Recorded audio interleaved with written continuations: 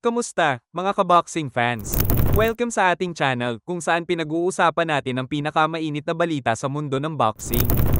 Ngayon, dalawang malaking kwento ang ating tatalakayin. Una, ang mga plano ni David Benavidez sa light heavyweight division, at pangalawa, ang laban ni Zelfa Barrett para makarating sa world title shot. Pero bago ang lahat, huwag kalimutang mag-like, mag-subscribe, at i-hit ang notification bell para lagi kayong updated sa mga usapan sa mundo ng boxing. Fresh from his impressive win against David Morrell, si Benavidez ay handa nang sumabak sa mas malalaking laban. At ngayon, mayroon na siyang nakalang kalaban ng winner ng laban ni Artur Beterbiev at Dmitry Bivol sa February 22 sa Riyadh, Saudi Arabia. Alam nyo ba, mga kaboxing, na si Benavidez mismo ay may pinipiling manalo sa laban na ito? Sino nga ba?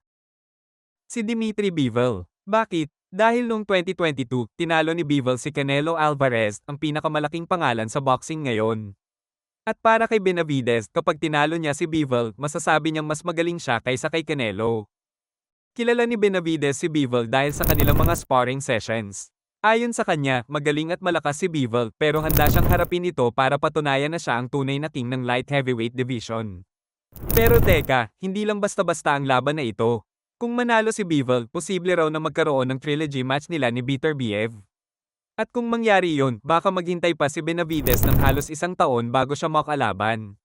So, ang tanong, maghihintay ba siya o hahanap ng ibang kalaban tulad ni Joshua Buatsi, Anthony Yarde, o Callum Smith? Ngayon, lumipat tayo sa super featherweight division at kilalanin natin si Zelfa Barrett, ang Brown Flash, mula sa Manchester United Kingdom. Si Barrett ay may malaking laban sa Sabado kontra si Jazza Dickens at isang panalo ang kailangan niya para makakuha ng pangalawang pagkakataon sa world title shot. Si Barrett ay nagpakita na ng tapang at galing sa ring pero noong 2022, natalo siya kay Shavkat Rakhmonov sa pagsubok niya para sa IBF title. Pero hinding-hindi sumusuko si Barrett. Matapos ang tatlong sunod na panalo, handa na siyang bumalik at patunayan na karapat-dapat siya sa world title shot. Being a world champion, for me, that's the end goal. Grabe ang determinasyon ni Barrett, mga kaboxing. Para sa kanya, hindi sapat ang maging English, Commonwealth, o European champion.